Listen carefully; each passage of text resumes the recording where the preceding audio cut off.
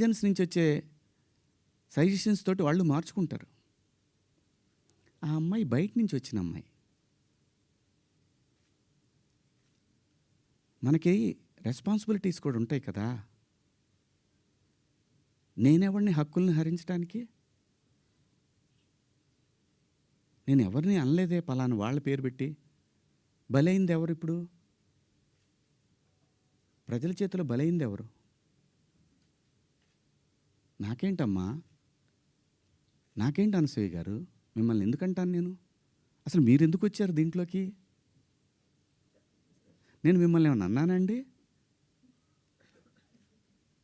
నేను అన్నాను, అమ్మా బయట నుంచి వచ్చిన హీరోయిన్లు కానీ మన హీరోయిన్లు, ఎగ్జాక్ట్ వర్డ్స్, హీరోయిన్లు కాస్త ఫంక్షన్లకు వెళ్ళేటప్పుడు కొంచెం మంచి బట్టలు వేసుకొని వెళ్ళడమ్మా, మనకి ఎందుకు ఈ దరిద్రం బయట, వాళ్ళందరూ ఎగబడతారు.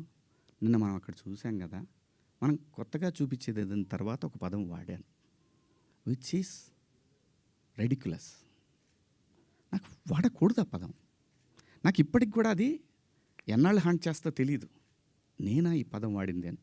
ఓకే, నేను మనిషినే, నాకు కర్మలు ఉంటాయి, పొరపాటు జరిగింది.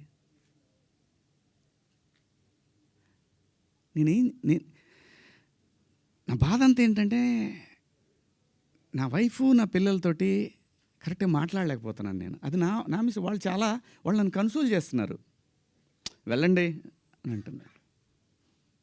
అంటే ఎవరికో అయిందని కాదు, శివాజీ ఇలా మాట్లాడ్డే అని ఆ వైఫ్ని ఎవరిని అడుగుతారేమో అనే బాధ తప్ప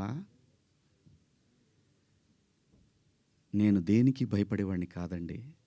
తప్పు చేసినప్పుడు క్షమాపణ చెప్పడానికి కూడా ఒక క్షణం కూడా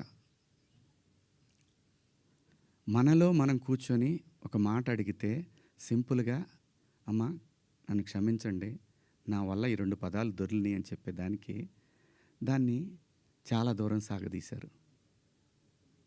పర్వాలేదండి, మేము పట్టడానికి ఉన్నాం, పడతాం. సమాజంలో ఎప్పుడైనా సరే ఇలా జరిగినప్పుడు నేను మాట్లాడతానండి, నేను ఖచ్చితంగా మాట్లాడతానండి. నేను ఏ తండ్రి వదిలేస్తారండి పిల్లల్ని? ఇంకొక పదం,